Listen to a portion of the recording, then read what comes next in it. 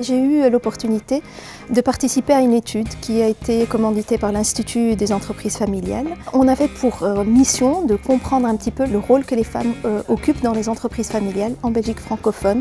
On s'est vite rendu compte que les femmes étaient quand même présentes dans les entreprises familiales. Elles étaient à 70% présentes soit dans l'actionnariat, soit dans le conseil d'administration, soit dans une fonction de direction. Mais elles étaient rarement majoritaires. Et donc finalement, même si elles étaient acceptées, elles n'avaient souvent pas le dernier mot. Par rapport à notre étude qualitative, donc nous avions rencontré 9 femmes. Une des entreprises familiales a attiré particulièrement notre attention, qui est l'entreprise Méribois. Et donc dès le départ, vous et votre frère, vous avez pris des fonctions tout de suite différentes. Nous avons pris des fonctions tout à fait différentes. Ces différences sont liées à notre personnalité. Nous sommes opposés et complémentaires.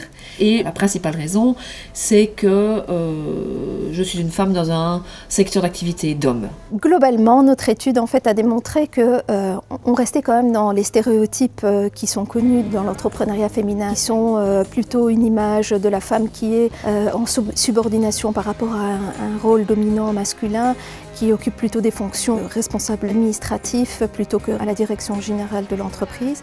Mais on s'est rendu compte qu'il y avait quand même une évolution. Les femmes venaient dans l'entreprise familiale par motivation, elles ne venaient plus par devoir par rapport à leur père ou par rapport à leur famille. Elles étaient là parce qu'elles y voyaient des avantages, notamment la possibilité d'avoir une flexibilité de travail, la possibilité d'avoir une rémunération plus intéressante. Quelque part, on se rend de plus en plus compte de l'importance d'avoir une femme dans l'entreprise familiale parce que la femme a une manière de gérer l'entreprise qui est parfois différente de l'homme, qui est moins conflictuelle avec les employés parfois, avec les ouvriers, qui est plus dans le relationnel et on se rend compte qu'avoir une femme dans l'entreprise familiale est un réel atout.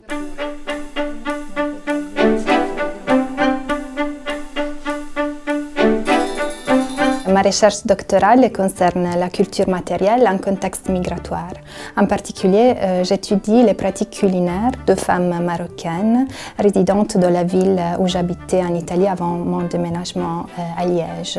Entre autres, je me base sur une approche qui considère la subjectivation de la femme, c'est-à-dire la construction de soi de la femme au travers de pratiques performées et au travers l'incorporation d'objets. La culture matérielle que j'étudie se compose d'ingrédients, de recettes, de façons de préparer les plats, d'objets, et tout ça dans le contexte privé, tout comme dans celui public. Donc voilà, le pain, c'est un élément très important dans ma recherche. Tout d'abord, c'est un aliment important dans l'alimentation de ces femmes parce qu'il y a plusieurs plats qui sont consommés au travers du pain. Il y a toute une série de pratiques pour le réaliser qui sont très spécifiques. Vraiment des mouvements, par exemple de le pétrir de cette façon avec les mains jointes. Il y a aussi des discours qui concernent le fait maison, donc le fait que pour ces femmes, parfois, avoir du temps de faire les choses à la maison permet d'avoir une alimentation plus saine. Ce que je cherche à mettre en évidence, c'est aussi l'influence entre ces dynamiques et tous les discours publics autour de la migration, autour de la femme, autour de la nourriture ethnique et aussi exotique. Les femmes avec lesquelles j'ai travaillé sont pour la plupart des femmes musulmanes. Ces femmes ont quand même accepté de m'aider dans ce travail parce qu'elles manifestent quand même le désir de se faire connaître justement au-delà des stéréotypes. Vraiment amener leur quotidienneté en dehors de la maison au travers de moi aussi, sert pour parler d'elle-même et de façon libre de préjugés.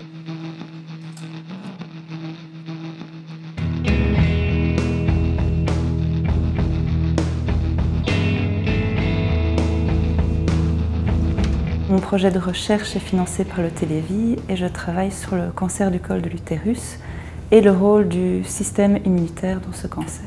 J'étudie plus particulièrement le rôle des lymphocytes TCR gamma delta. J'essaie de mettre en évidence une interaction de ces cellules avec des cellules cancéreuses du col.